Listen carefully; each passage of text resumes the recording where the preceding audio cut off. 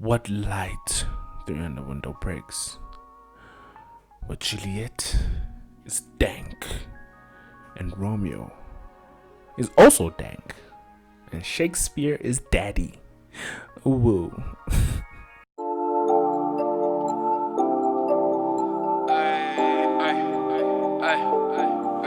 Coming down of it.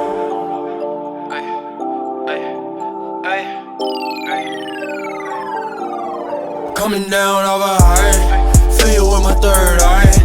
I swear I don't even know ya. I'm with Billy like I'm road dog. Coming down of a high, fill you with my third eye. I swear I don't even know ya. I'm with Billy like I'm road. What's up, guys? Welcome back to the Thunderdome. In today's episode, we will be talking about the Shakespearean programming language. Ever wanted your programs to look like a Shakespearean play? Me neither. But now you can, with a programming language that was created by the big man himself. Well, no, not really. John Aislinn and Carl Hasselstrom created it, but you know what I mean. Without Billy, we wouldn't even begin to be able to put entire programs in such a way that not even our boss understands. So, what on the entire blue marble earth is the Shakespearean programming language? Well, I'm glad you didn't even ask. It's what we in the business call an epic gamer move and an esoteric programming language. Yes, you didn't hear me at all, but it is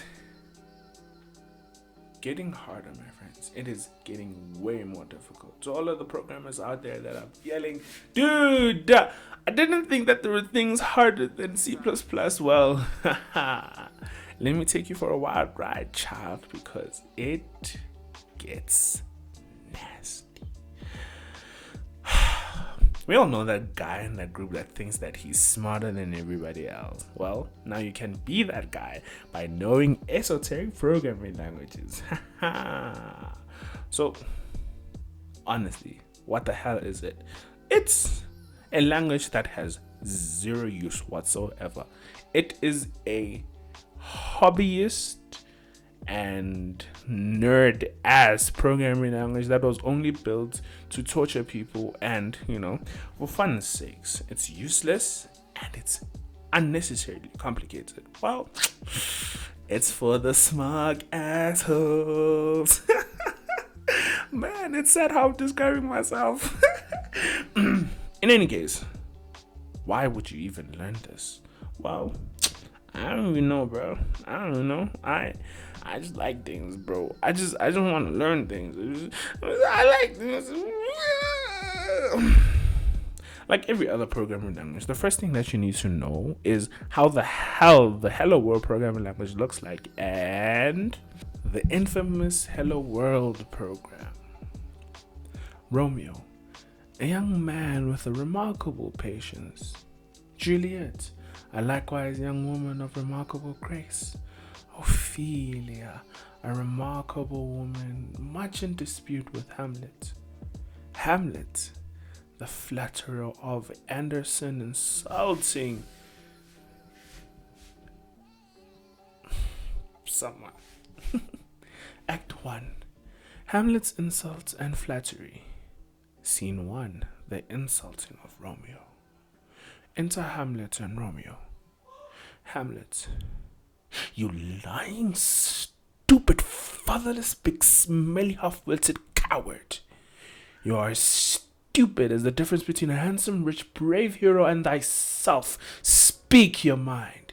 You are as brave as the sum of your fat little stuffed, misused, dusty old rotten codpiece and a beautiful, fair, warm, peaceful, sunny summer's day. You are as healthy as the difference between the sum of the sweetest, reddest rose and my father and yourself.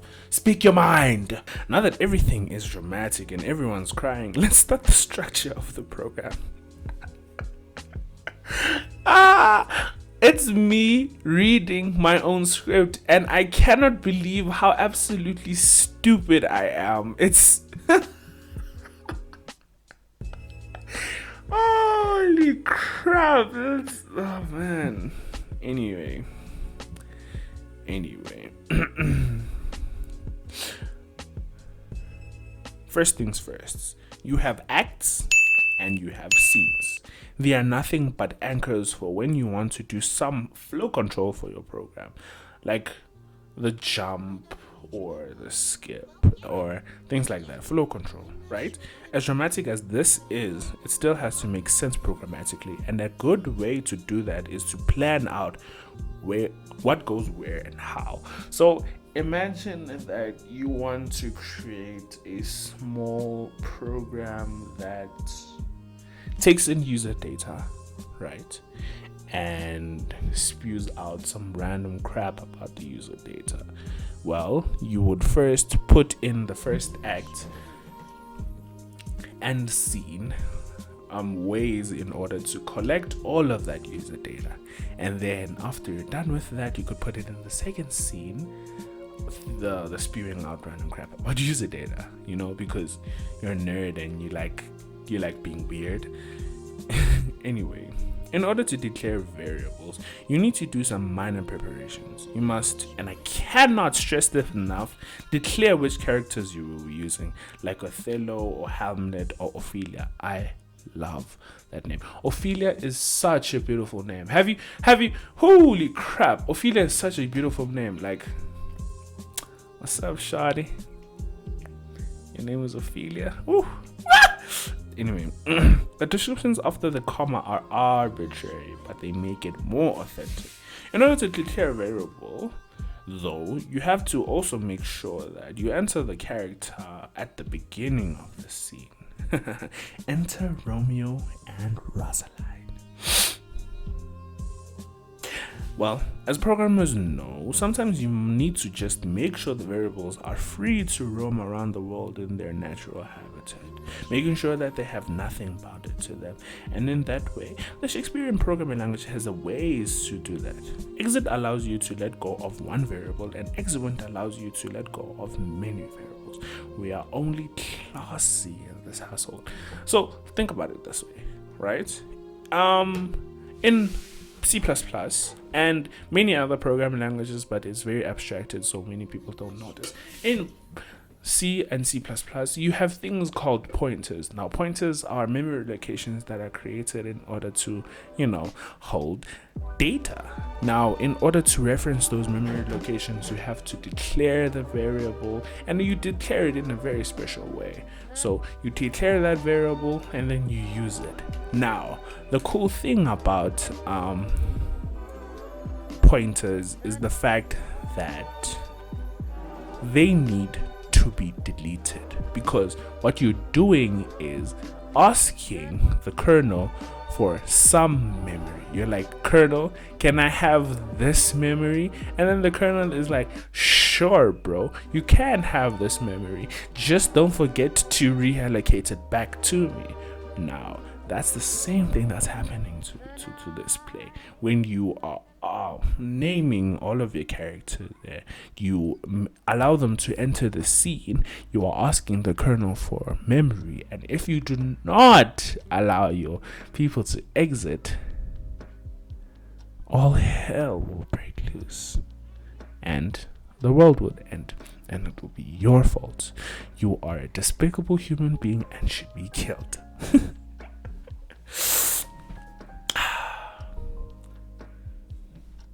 Quack. This is what you may probably say, like a dying dog. But how do the internals work? Well, the smart cookies that came up with this torturous way of programming found the cute solution of translating all the rules that are in the documentation into another really annoying but more useful programming language called C. I spoke about this when we were talking about pointers. Yes, you heard me, the dreaded C, which in turn gets compiled with a normal C compiler using more annoyingly difficult rules that allow you to run your program. In essence, you understand that this programming language is just a different variation of another programming language, like all of the other programming languages are. If you think about it, right?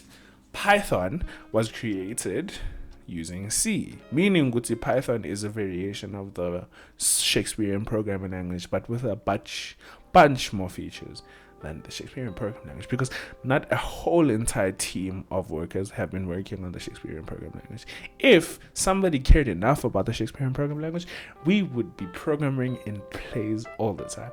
Imagine creating a switch in the Shakespearean program language. That would make me go crazy. In fact, I did not do that at all because I was too lazy and I have a lot of things to do. In any case, we move. I think you may have noticed that I skipped out on a lot. To be honest, I skipped out on a lot of information, and that's because I really want you to learn it for yourself. This is just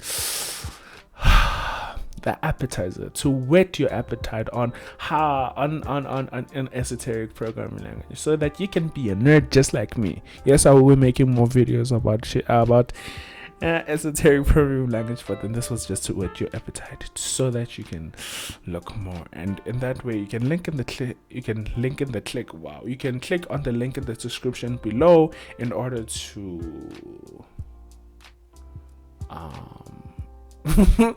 in order to find the documentation for the Shakespearean program language, so that you can learn it for yourself. And in the same way, you can be the asshole that thinks that they're smarter than everybody. In my notes, it says end video on a bang. I do not know what that means. Listen to this. It says end video on a bang, where Romeo and Juliet bang.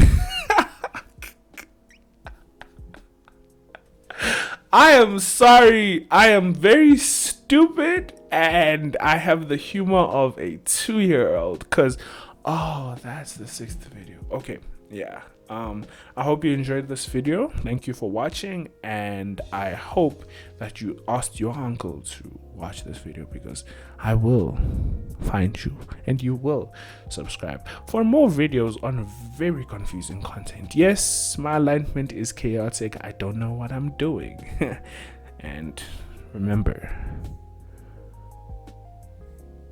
we're always learning.